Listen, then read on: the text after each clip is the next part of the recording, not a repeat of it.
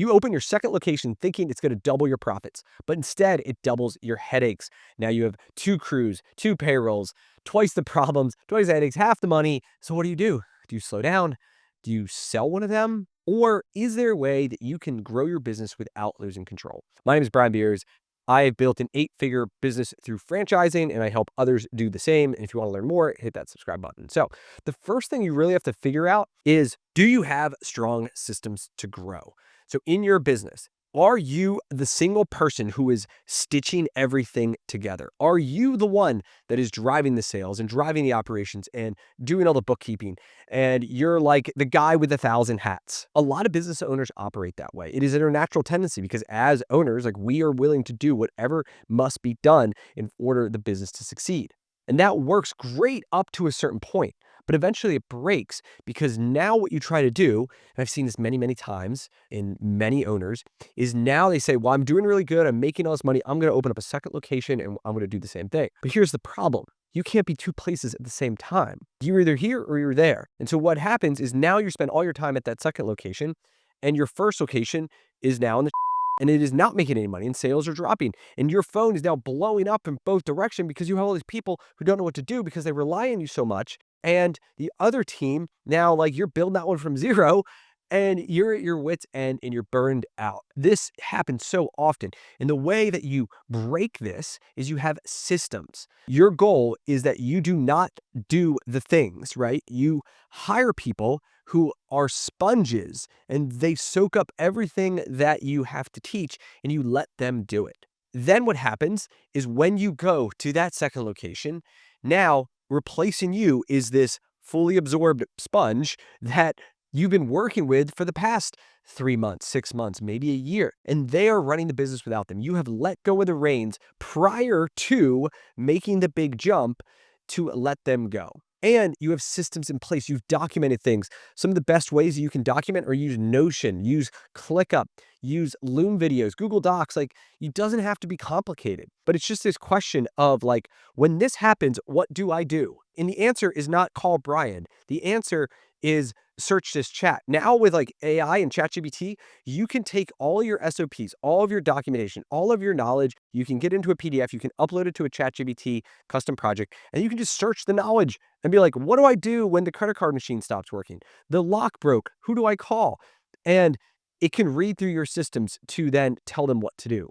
That's like the first thing you have to do if you want to really grow your business and you're serious, is you have to remove yourself from the daily operations. It can't be, I do everything myself. I am the best service person. I am the best operator. It has to be that we do it. Like, we do it together. I'm going to teach you because you're going to be the sponge and I'm going to teach you everything I let you know. And I am going to sit there and bite my lip when I hear you selling a job and it's not going as planned. I am going to lose a sale in the short term because you need to learn how to do it. And if I immediately go and just like grab that phone and be like, it, I'm going to show you what to do and I'm going to take this over and watch me how I do it.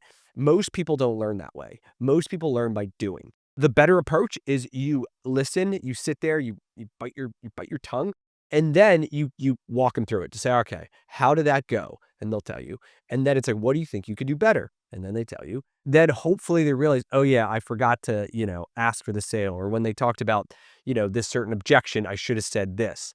Okay, so now what do you think we can call them back and try to do it, right? And so then you game plan, take a call. Hopefully they have a win, and hopefully they remember the next time.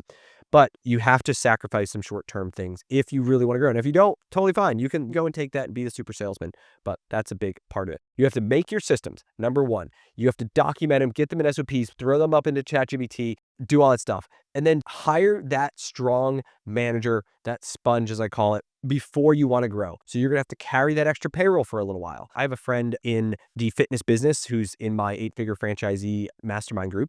He has one location, it's very successful. He is working on building his second location. For the last 9 months, he's been carrying the payroll of multiple people who are going to be working at that second location. And it's costing him, well, their payroll, right? Because they're not really contributing at that point. Like, they contribute a little bit, but not to that point. But when they open up those doors, they're going to know exactly what to do because they've been working with him for the last 9 months. They know all the systems, they know the process, they've seen it all. And so they can hit the ground running. And then it also, the day it opens, they have instant lift in profitability because they already had the same fixed expenses, but now they're generating all this additional revenue in their memberships and all their sales and stuff.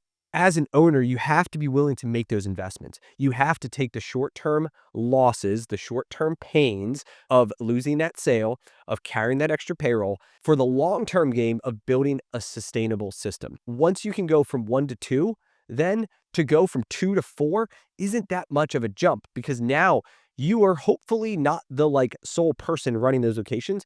You can bring on another person, you can get them trained. Maybe you have assistant managers or number 2 or second in command, whatever you call it. And then those 2 could be the next man or lady up to then take over the next 2 territories or the next 2 locations. And then once you have 4, it's the same thing. You duplicate it again. This is exactly how I've grown our core business, which is Midas Auto Repair, from 2 locations that I bought in 2016 to we have 35 today that'll do close to $50 million in revenue. It has been this copy, paste, and upgrade model and removing myself. Like the entire business runs without me. It is great. I have built this team of people who run the business and they handle a lot of stuff and they're amazing at all this. And I give them that freedom where a lot of other owners don't give that. They can't let go. They want to be involved. And when you have high performing leadership people, like people who have an idea and they want to run with it, guess what they hate? They hate to be micromanaged. And so if I got in there and I micromanaged the out of them and question every decision and expense and all this,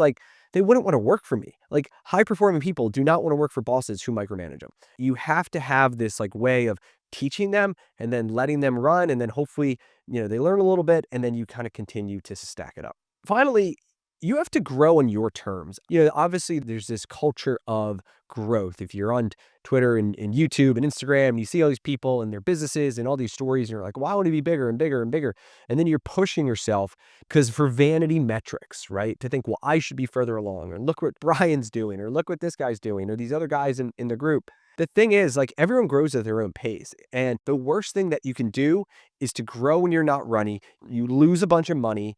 And then now you're worse off than when you started. And I think that's the big thing that scares a lot of people about growth, or at least it should scare them about growth, is that you grow because you have this bigger vision, this better dream.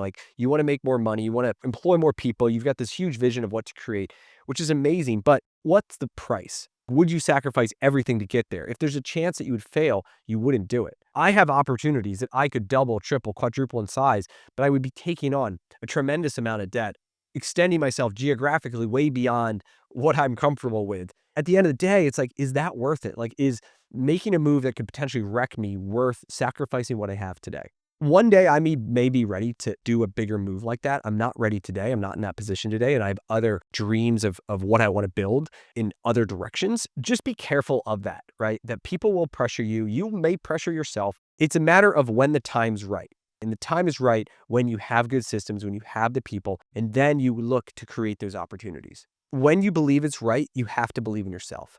You have to believe that you can do it, and that if other people can, why not you? And it's this balance between you don't want to push yourself beyond to the level that it would wreck you. But on the other hand, there is a comfort zone that you have to get out of, and that you will be challenged to learn new things, to push yourself to things that you didn't think were possible. For me, many years, I only wanted to own stores that I could drive to in within 45 minutes max. And I had opportunities to buy stores that were an hour and a half away, and I turned them down because I thought that was too far and that I couldn't go to them. And if I couldn't go to them, they wouldn't be successful because I don't know, maybe ego or whatever it was. But I, for many years, didn't have the confidence in myself to do that. I don't know, one day changed. It was after COVID and I hadn't been in our stores because of, COVID and young kids and stuff and whatever. I didn't want to do it.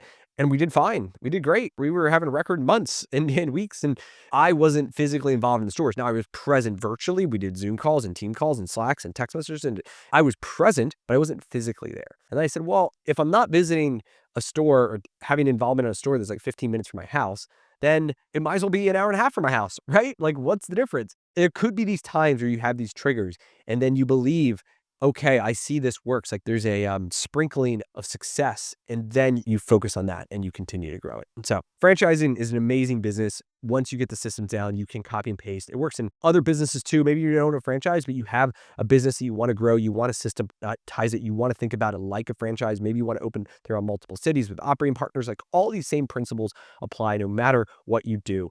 It's about having those systems, having great people, growing when you're ready, pushing yourself beyond the comfort zone, and just believing anything is possible. And if I can do it, if other people can do it, I know you can too. If you enjoyed this video, shoot me a comment below. I'd love to hear from you. I respond to almost everyone, and follow along for more content on scaling businesses. Cheers.